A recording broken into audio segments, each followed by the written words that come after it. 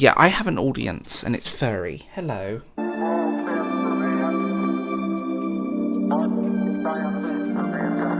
Good morning, my name is Will. I host the Bald Book Geek. Welcome to the little corner of the internet, and my audience today is my hamster Coco. She's quite happy, just tucked away behind. Where was I starting today? So this is a wrap-up. This is what I've been reading, a catch-up, and a hi. So first things first, I want to say that I finished reading on Audible X-Files book, the Origin series, and they are so good. I read them before and it was nice to go back and reread them. Really nice, fast. One focuses on Mulder, one focuses on Scully. Great writing, different writers for each book. And just have a really cool vibe. And it's sort of the teenage adventures of the two before they met, before they became who they are. Why Scully became a skeptic, why Mulder is a believer. You know, it goes into that and it explores some very interesting relationships that were maybe hinted at in the others. Do check those out. The narration on the Audible is fantastic. I don't know how people can listen to audiobooks on like 5 times speed, because I wouldn't be able to follow what people are doing, but each their own, I suppose. I also read My Dark Vanessa. I forgot to haul this book. I've talked about it in another video. Please tell me what you think, as always. So that video is available now to hear my full thoughts on My Dark Vanessa. It's kind of mind-blowing. The next book I read was The Night Girl by James Bow. I was sent this in exchange for an honest review. This is a really strong, kind of urban fairy tale type book. It deals with acceptance, it deals with relationships, it's very people-driven, with sort of this fantasy fairy tale element trickled in.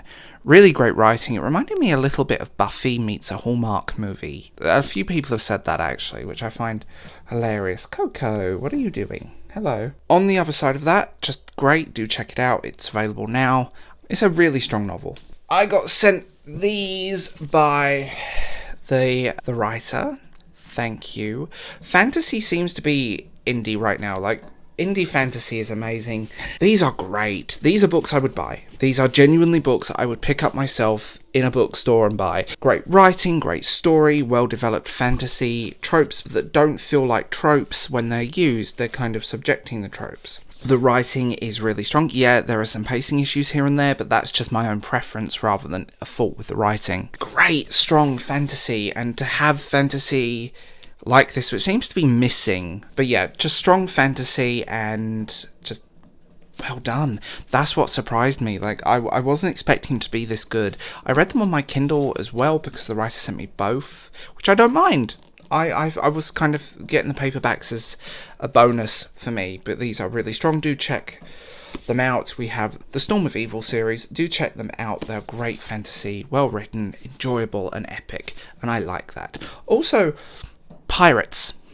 I like piratey things, so this one wins for me, but they are both phenomenal. Dragons too. I also read Last Exit to Brooklyn. I talked about that in another video as well, so do check that one out. Again, that's a dark classic and really about the brutality of life of that era that still is reflective today. It's interesting because the books that I read, the books that I've been sent, I always want to say thank you when writers and publishers get in touch. I'm always blown away by that, and you know what? You're always welcome. I don't care if your book's indie, I don't care if it's by a big publisher, I don't care if it's small press. If you guys, you know, get in touch with me if you feel that I would like it. Although I want to know who put me on a soft porn list. That's a thing that's kind of weird. And just to say, I'm currently rereading The Goldfinch. I adore this book. I've read it a few times through. I'm rereading it because I'm looking at the film versus the book. The film wasn't great, and I was disappointed in the film, but the book is stunning, so that's always a bonus, isn't it?